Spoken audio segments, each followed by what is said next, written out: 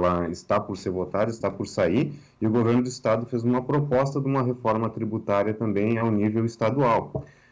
Então, a Federasul, que para deixar claro para a comunidade, é aquela entidade que representa todas as associações comerciais do interior, junto ao governo nas demandas, né? Ela seria a nossa representação associativa das entidades associativas. Né? Ela já começou a trabalhar com esse pleito de discutir essa proposta de reforma tributária, nos apontando aspectos positivos e negativos.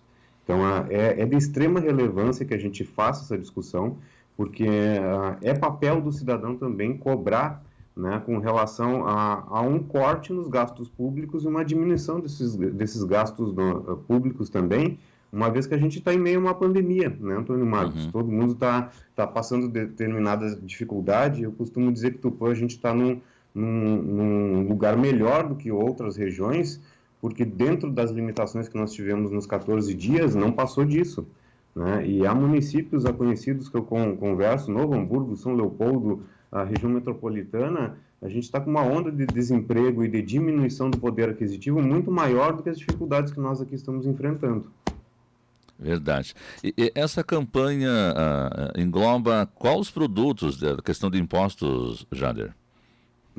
Então, a partir dessa discussão, né, Antônio Marcos, no primeiro momento, inclusive a Federasul não viu como algo negativo uma reforma tributária.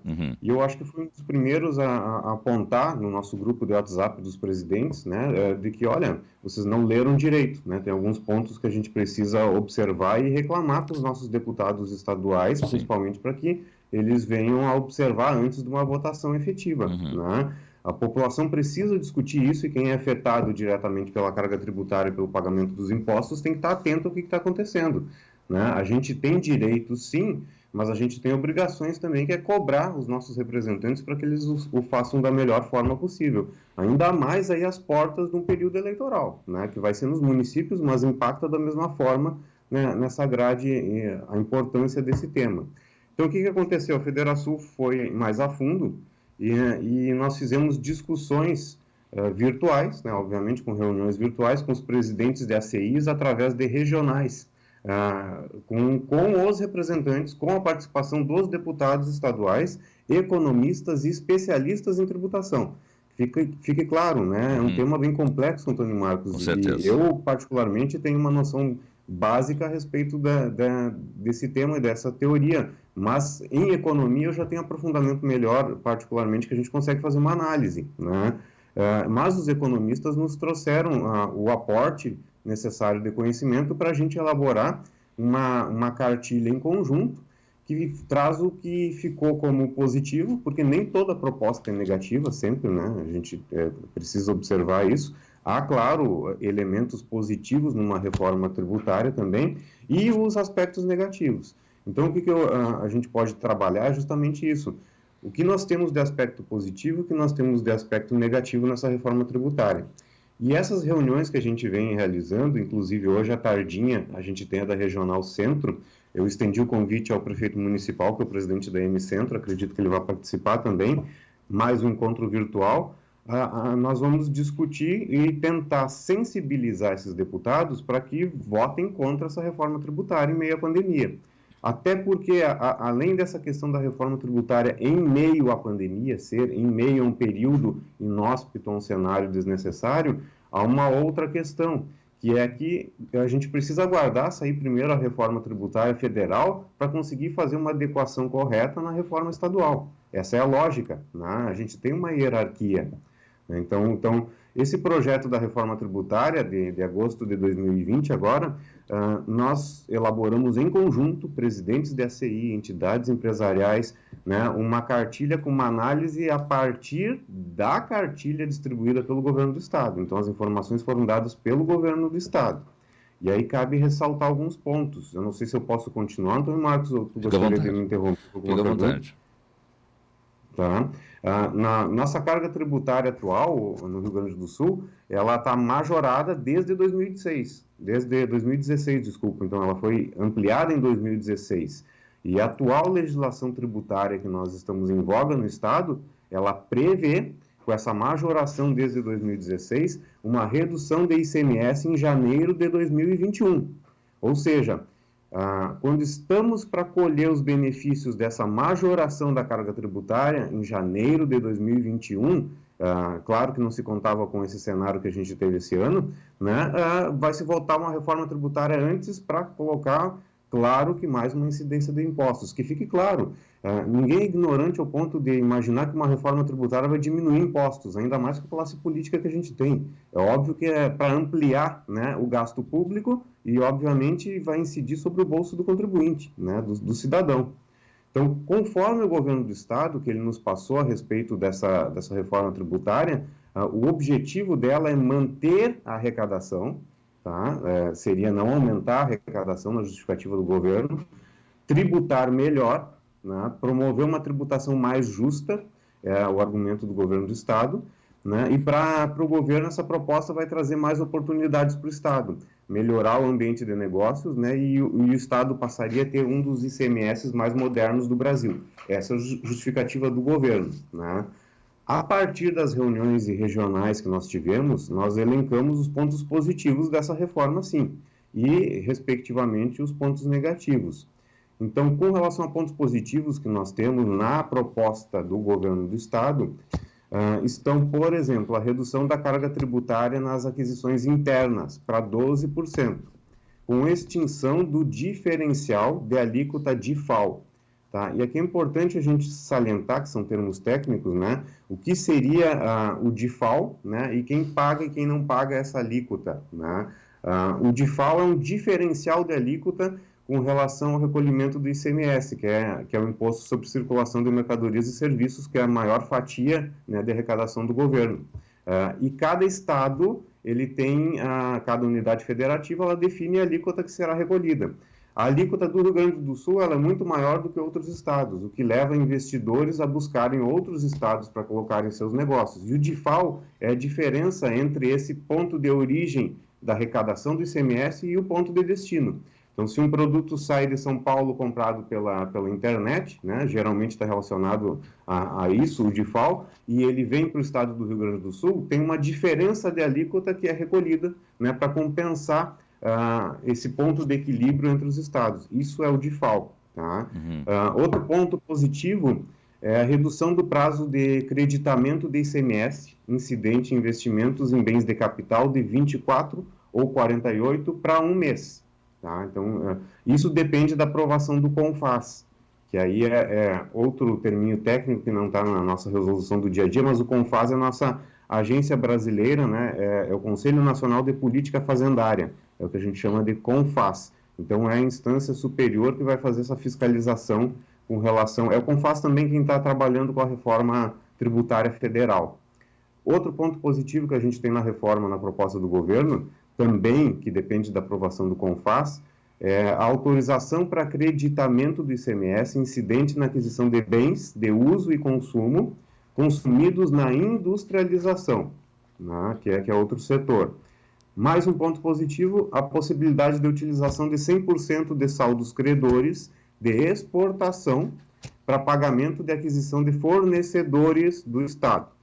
Só que esse ponto positivo cabe uma observação, que é um direito que já foi reconhecido pelo judiciário, né? Ou seja, já está sendo aplicado por medida judicial. Então, esse ponto positivo já, mesmo estando incluso na reforma tributária, ele já é praticamente uma obrigatoriedade do governo do Estado. Mais um ponto positivo é o estímulo à importação para mercadorias que não tenham produção no Estado, mediante, claro, o diferimento da importação e crédito presumido nas operações interestaduais. Esses seriam os pontos positivos apresentados pelo governo do Estado. Elencamos daí os principais pontos negativos e os pontos que nos levam a solicitar, né, a que nossos representantes, que os deputados estaduais, votem contra essa reforma tributária, e é o trabalho de conscientização que a Federação e as ACIs estão fazendo.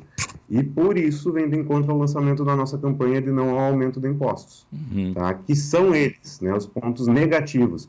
E aqui que eu quero frisar bastante atenção para que a comunidade entenda por que a gente trabalha contra esse excesso de tributação. na busca, claro, de um ponto de equilíbrio para que a gente consiga manter o mal necessário, que é a gestão pública, né? Das atuais 5 alíquotas de ICMS vigentes que nós temos, passarão a vigorar apenas 2, a básica de 17% e a majorada de 25%, de modo que todos os itens que têm alíquota inferior terão elevação. E aí a gente inclui nesses itens que terão elevação a cesta básica e alimentos, medicamentos, gás, diesel, energia elétrica em áreas rurais.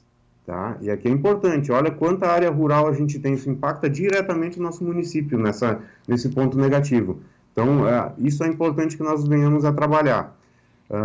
A outra proposta, né, o outro ponto negativo dentro da proposta, é uma proposta de redução gradual da alíquota básica, que hoje nós temos de 18% para 17%. Tá? Em 2021, essa redução, os 18 passariam a ser 17,7%. Em 2022, os 18 passariam a ser 17,4%. Em 2023, nós teríamos uma redução para 17%. Ora, tem estados que trabalham com 12% até 8%, né? E a gente está trabalhando com 18% sobre a carga tributária. E aqui cabe uma ressalva, Antônio Marcos, e para a comunidade, que é o seguinte: quando o governo assumiu, o governo do estado, ele procurou a Federação e procurou os empresários, e meu voto foi vencido, e pediu a possibilidade de manter essa majoração, esse ICMS mais alto de 18%, por 2 anos. Ele pediu 2019 e 2020 para fazer as reformas necessárias e equilibrar as contas públicas, né? Ou seja, a gente já deu a nossa cota de sacrifício por 2 anos, né? Mesmo eu votei contra particularmente, mas os demais colegas acharam necessário dar 2 anos para tentar equilibrar as reformas e as contas públicas. Passaram-se esses 2 anos. A cada 2 anos a gente vai renovar de novo uma nova proposta e continuar com a alíquota alta, tornando o nosso estado menos competitivo, né? As empresas têm ido todas para Santa Catarina por causa dos incentivos fiscais que o estado dá. Então, eu acho que a cota de sacrifício já foi dada, né? E isso é bem impactante. Diminuir 1%, comparando a nossa competitividade com estados que têm 12%, por exemplo, né, é praticamente inviável. Outro ponto negativo dessa reforma é aumento das alíquotas de vinho, refrigerante e aguardente, entre outros, né? Aqui a gente entra, o Rio Grande do Sul é um dos maiores produtores de vinho e espumantes, né? Além da América, né? Talvez um dos maiores hoje em qualidade do mundo. Nossos espumantes, nossos vinhos são premiadíssimos da Serra Gaúcha, que impacta muito a Serra. Mas essa alíquota vai sofrer alguma alteração, porque o olhinho brilha onde está dando lucro, né, do governo. Essa é a realidade. Outro ponto negativo, continuando, temos mais alguns 3 pelo menos. Revisão dos benefícios fiscais, incluindo que hoje é isento, né? Hoje a gente tem alguns produtos que são isentos e que vão passar por uma revisão, podendo vir a ser tributados. Mais uma vez, sempre vai impactar sobre a pequena produção. Hortifruti grangeiros, leite, ovos, pão francês, deduções da base de cálculo de cesta básica de alimentos, medicamentos, como eu já falei antes, e erva mate, tá? Então, se alguém tem algum motivo para não reclamar, né, que levando na esportiva, pelo menos a erva mate vai ter mais um reajuste com relação a essa proposta da reforma tributária do Estado. Outro ponto negativo, redução da faixa de isenção do Simples, e aqui se enquadra a maioria das empresas que a gente tem. O Simples de 360 mil por ano viria para 180 mil por ano e aumento das alíquotas que estão relacionadas ao Simples. Outro ponto negativo, a elevação da alíquota de IPVA de carros de 3,5% e a cobrança do IPVA de carros com mais de 20 anos, que impacta diretamente aquele trabalhador que tem o seu carro mais antiguinho, mais velhinho e precisa, já contribuiu o necessário com o tempo de vida do veículo e vai ter que contribuir novamente. Elevação das alíquotas de ITCD de 6% para 8%, né, que são os impostos de causa-mortes, né, geralmente relacionados com inventários, de 4% para 6% em doações, e cobrança de imposto sobre planos de previdência privada. A gente já paga, em geral, quem não utiliza o SUS paga previdência privada, né? Não, aqui plano de saúde, desculpa, estou falando confusão, é da previdência privada, né? A cobrança de imposto sobre planos de previdência privada. Então, quem não contribui com o INSS, mas contribuir com alguma forma de contribuição social privada, vai pagar mais contribuição ainda, né? Outro ponto negativo, tributação sobre insumos agropecuários, mais o impacto sobre a nossa região e sobre a nossa comunidade, né? Tributação sobre insumos agropecuários. Ele já tem a mordidinha do governo em cima dessa produção e eles querem mais uma tributação sobre um aspecto da categoria. Há uma contrapartida e uma observação a ser feita que o governo diz que a devolução nesse projeto de parte do ICMS vai ser realizada às famílias de baixa renda de até 3 salários, que estejam cadastradas no CAD único e que cadastrarem o CPF no programa da Nota Fiscal Gaúcha, né? Só que paira uma dúvida, quem realmente vai ser beneficiado com essa parte do ICMS, né? O que benefício seria esse, se já há tantos benefícios sendo dados através dessa categoria, né? Então, isso é uma questão que fica nessa discussão que nós temos promovido. Então, em resumo, em meio a essa grave crise econômica que a gente está vivendo, com milhares de empresas fechadas de forma definitiva, né? Milhares de gaúchos sem emprego, sem renda, o governo quer incluir na proposta medidas para aumentar o custo de vida dos gaúchos. Tá? É isso que a nossa análise nos levou a concluir. Né? E fica a pergunta, será que da forma que está essa proposta vai trazer mais oportunidades para o Estado? Vai melhorar o nosso ambiente de negócios e a qualidade de vida de nós, gaúchos? Tá? Então, são essas as proposições que a gente coloca para discussão. Por isso, o da campanha, né? Que nós queremos é mais competitividade e menos impostos. O gaúcho não merece ter seu custo de vida elevado. Então, essa é a nossa bandeira hoje, Antônio Marcos, e que a gente vem compartilhar com a rádio, que nos deu esse espaço e fez esse convite, e agradecemos de antemão, e para que as pessoas pensem e cobrem, né, aqueles seus representantes. Nós estamos fazendo nossa parte, nós estamos cobrando nessas reuniões regionais, tentando sensibilizar os deputados estaduais para que eles votem contrariamente a essa reforma que vai impactar no custo de vida dos gaúchos. Você falou os pontos negativos, os pontos positivos, os pontos negativos também, além aí, bem para prejudicar, digamos, a comunidade. Mas, Jader, qual a expectativa quando for para votação aí essa reforma tributária? Isso vai muito depender justamente do posicionamento e dessa sensibilização que a gente vem realizando. O que nós temos tido como resposta é que a maioria dos deputados comprometeu-se a votar contrariamente. Mas, sinceramente, isso a gente só consegue ver no momento da votação. Tem muitos interesses individuais aí, né, em jogo com relação a isso. E eu só acredito realmente numa negativa dessa proposta assim que for feita a votação, né? Temos a consciência tranquila que a conscientização nós estamos fazendo, né? E compartilhando as informações com a comunidade para que cobre seus representantes também. Vai para votação quando essa reforma? Ainda não tem a previsão, Antônio Marcos. Nós antecipamos a discussão com relação a isso para não perder tempo, né? Porque justamente o que acontece? Qual é a visibilidade que a gente tem a respeito desse cenário? Que enquanto a gente discute a bandeira se está amarela, se está vermelha, se está preta, né, os deputados por baixo dos panos votam uma reforma tributária, né, junto com o governo. E nós não queremos que isso aconteça, a gente quer tornar pública essa discussão, né, para que nós tenhamos participação na decisão sobre o quanto o nosso bolso, enquanto cidadãos, consegue arcar com as contas públicas. Não é possível que sempre o cidadão tenha que pagar a conta por uma gestão ou por gestões, né, historicamente, que não diminuem seus gastos, pelo contrário, aumentam.